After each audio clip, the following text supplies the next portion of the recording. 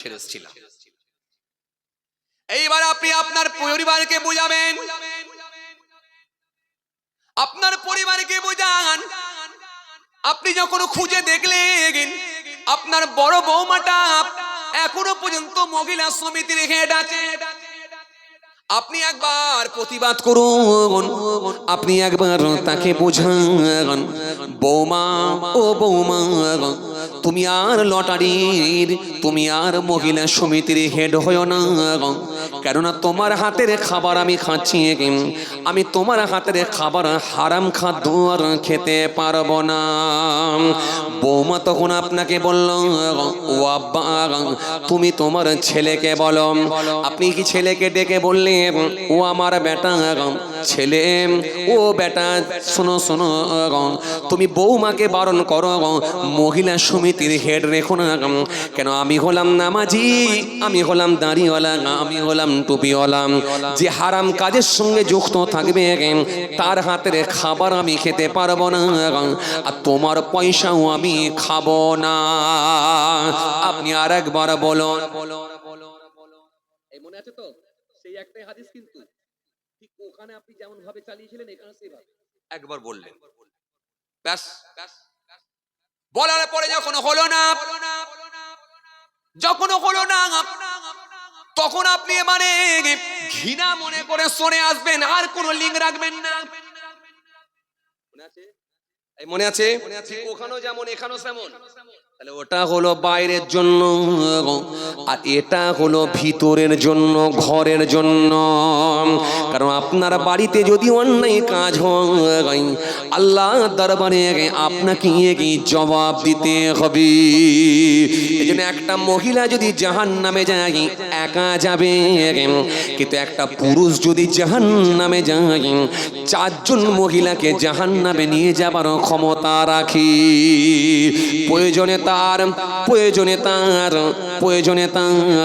প্রয়োজনে তার বিবিকে নিয়ে যাবে। এমন একটা মহিলা যদি জাহান্নামে যায় চারজন পুরুষকে জাহান্নামে নিয়ে যেতে পারবে, কিন্তু একটা পুরুষ যদি জাহান্নামে যায় একা যাবে, কিন্তু একটা মহিলা যদি জাহান্নামে যায় চারজন পুরুষকে জাহান্নামে নিয়ে যেতে পারবে। প্রয়োজনে তার বাপকে নিয়ে যাবে, দরকার হলে তার স্বামীকে নিয়ে যাবে, প্রয়োজনে তার ভাইকে নিয়ে যাবে, এমনকি মা তার পেটের সন্তান ছেলেকে পর্যন্ত জাহান্নামে নিয়ে যেতে পারবে। এই জন্য একটা মহিলা চারজন পুরুষকে জাহান্নামে নিয়ে যেতে পারবে। এই জন্য পুরুষ মানুষকে জান্নাতে যেতে হলে বরং কঠিন ব্যাপার। কথা বুঝতে পারছেন তো? শুরুটা আপনাদের সামনে আমি কি দিয়ে করেছিলাম? ভাউচার ঠিক রাখা, নিজে পরিবারের, ব্যাস এইটুকুকে সামনে রেখে কিন্তু আলোচনা চলছে। তাহলে আপনি বাইরেও যেমন ভাবে মাজবেন, ভেতরেও সেই হবে। ভেতরে হারাম চললে আপনি যদি যুক্ত হয়ে যান আপনি মাজবেন না, ধরা খেয়ে যাবে। সম্ভবত আমি গতকালকে কিতাবের মধ্যে পড়ছিলাম, হযরত ইমাম আহমদ রহমতুল্লাহ আলাইহি, নাম শুনেছেন? ইমাম গাজ্জালি রহমতুল্লাহ আলাইহি কিতাবের মধ্যে লিখেছেন, ইমাম আহমদ রহমতুল্লাহ আলাইহি হুজুরের কথাটা তুলে ধরেছেন। ওফ, আল্লাহু আকবার, কি তাকওয়া! তাকওয়া যদি আপনার ভেতরে না থাকে আপনি কখনো ওলি হতে পারবেন না। ওলি হতে গেলে তাকওয়া মাস্ট। কিছু কথা বুঝতে পারছেন? ওলি হতে হলে তাকওয়া মাস্ট। আপনি যেখানে সেখানে খেতে পারবেন না, যেখানে সেখানে খেতে পারবেন না, এত সহজ না। আপনি যেখানে সেখানে খেতে পারবেন না, যাত্রার পয়সা নিতে পারবেন না, তাকওয়া মাস্ট ওলি হতে গেলে। গতকাল কি পড়ছিলাম ইমাম আহমদ রহমতুল্লাহ আলাইহি হুজুরের কথা। ইমাম গাজ্জালি রহমতুল্লাহ আলাইহি তিনি তার কিতাবের মধ্যে লিখেছেন, আল্লাহু আকবার, কি তাকওয়া ইমাম আহমদ রহমতুল্লাহ আলাইহি। ওফ, হুজুর নিজের খাদেমকে বললেন, খাদেম আমার খানাটা নিয়ে এসো, খাবারটা নিয়ে এসো, দুপুর হয়ে গেছে, একটু খাবার খাবো, খানা। এই কথা শুনছেন আপনারা? খানাটা নিয়ে এসো, খাবারটা নিয়ে এসো। খাদেম সাহেব খাবার নিয়ে আসতে গেলেন, খানা নিয়ে আসতে গেলেন, নিয়ে এসেছেন কি? পোলাও, বিরিয়ানি। বিরিয়ানি নিয়ে এসে হুজুরকে দিচ্ছে, হুজুর এলান। পোলাও নেন, বিরিয়ানি নেন। হুজুর বিরিয়ানি দেখে চমকে গেলেন, পোলাও দেখে চমকে গেলেন। কে? ইমাম আহমদ রহমাতুল্লাহ আলাইহি। বিরিয়ানি দেখে পোলাও দেখে হুজুর চমকে গেলেন। চমকে গিয়ে বললেন, আজকে তো আমার এখানে পোলাও রান্না হয়নি, বিরিয়ানি রান্না হয়নি, এটা কোথা থেকে এলো? কে তোমাকে দিল? কে? ইমাম আহমদ রহমাতুল্লাহ আলাইহি জিজ্ঞাসা করছেন খাদেম সাহেবকে, এই বিরিয়ানিটা কে দিল, পোলাওটা কে দিল? আল্লাহু আকবার। পোলাও কে দিল?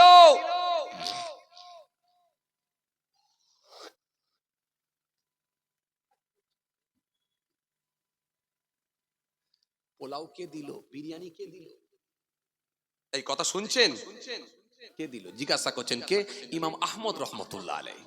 আল্লাহু আকবার। আহ এ তরুণিয়া নওজওয়ান জামাকেরা, ইয়া মাই মুরব্বিয়ার রুকুব, বাবারা শুনে রেখে দিন, কিতাবের মধ্যে পাওয়া যায় ইমাম আহমদ রহমাতুল্লাহ আলাইহি হুজুর সেই সময় বললেন, বাবা খাদেম, এই বিরিয়ানিটা পোলাওটা কোথা থেকে এলো? খাদেম সাহেব বললেন, হুজুর এই বিরিয়ানিটা দিয়ে পাঠিয়েছেন, যিনি বিরিয়ানিটা দিয়ে পাঠিয়েছেন তিনি আর অন্য কেউ নয়, তিনি হলেন আপনার জ্যৈষ্ঠ পুত্র, আপনার ছেলে। আপনার ছেলে বিরিয়ানি দিয়ে পাঠিয়েছে। আমরা হলে কি করতাম? কথা বলে না। আমরা হলে কি করতাম? নির্দ্বিধায় খেতাম না? হ্যাঁ, নির্দ্বিধায় খেতাম না? নিশ্চিন্তে খেতাম। ছেলে দিয়ে পাঠিয়েছে, আমার খুব ভালো ছেলে, আদরের ছেলে, আমার কথা মনে রেখেছে, বিরিয়ানি দিয়ে পাঠিয়েছে। ছেলে বিরিয়ানি দিয়ে পাঠিয়েছে, জ্যৈষ্ঠ পুত্র আপনার বড় সন্তান দিয়ে পাঠিয়েছে হুজুর বিরিয়ানি। আল্লাহু আকবার।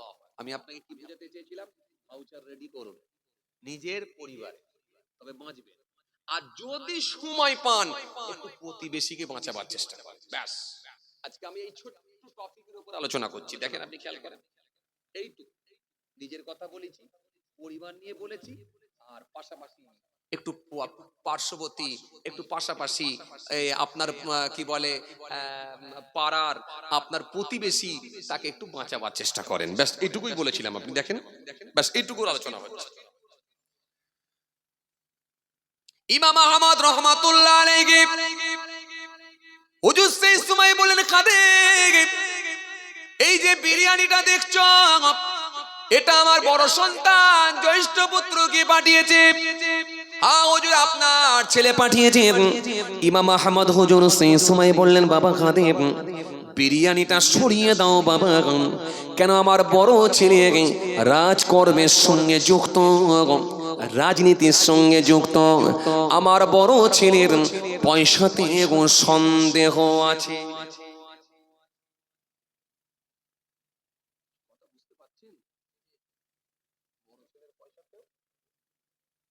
বড় ছেলের পয়সাতে, বড় ছেলের পয়সাতে সন্দেহ আছে।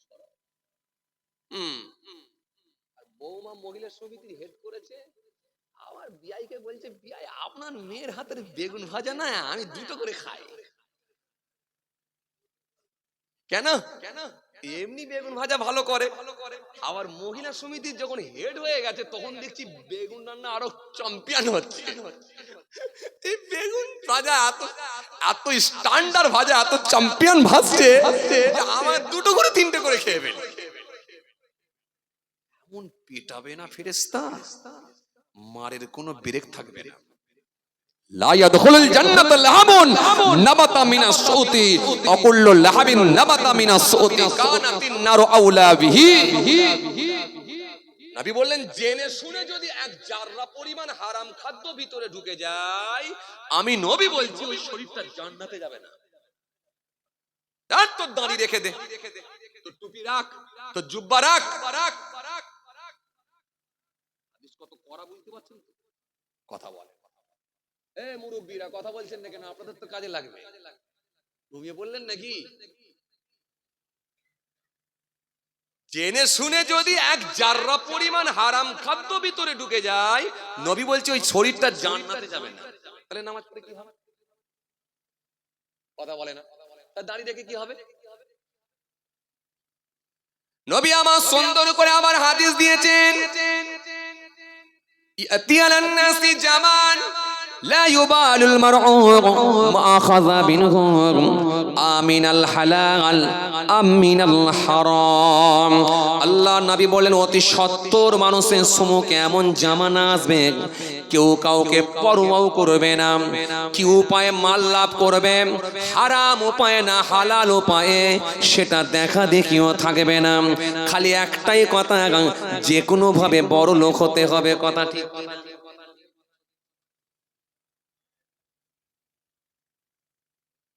একটাই কথা, যে কোনো ভাবে বড় লোক হতে হবে। কিভাবে মাল উপায় করবে, ইনকাম করবে, দেখা দেখি থাকবে না। সে সুদের ব্যবসা করে হোক, ঘুষের ব্যবসা করে হোক, চুরি করে হোক, লুটে পুটে হোক, আমানতের খেয়ানত করে হোক, লোকের মাল আত্মসাৎ করে হোক, গরিবের গলায় বাঁশ দিয়ে হোক, লোকের জমি বর্গা করে হোক, আমাকে বড় লোক হতে হবে। কথা বলে না? চলছে না ব্যবসা? চলছে না ব্যবসা? আবার এখন এই যে মোবাইলের ব্যবসা চলছে, আরে কথা বলে না? এই যে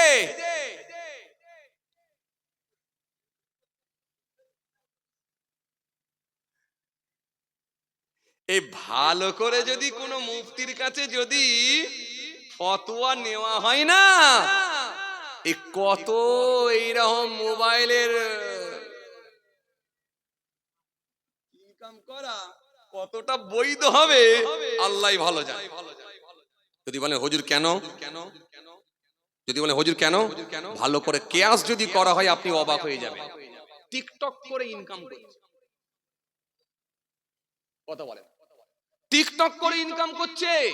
বাংলাদেশের আবার মলি সাহেব গুলো দেখছি, কে মাথায় দেখি পুরো মাথা চুল দেখছি সাদা করে দিয়েছে। দেখছিলেন নাকি? দেখছিলেন আগে?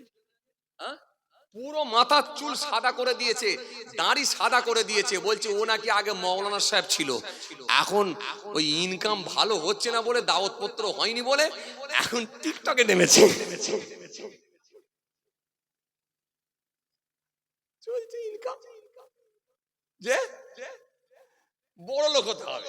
আমার তখন এই রাসূলুল্লাহর এই হাদিসটা মনে পড়ে যাচ্ছে। খালি আল্লাহর নবী বলেছে এমন একটা সময় আসবে কেউ কাউকে মানামানি থাকবে না, কি উপায়ে মাল লাভ করবে সেটা হালাল না হারাম দেখা দেখি থাকবে না। খালি একটাই কথা, যে কোনো ভাবে বড় লোক হতে হবে।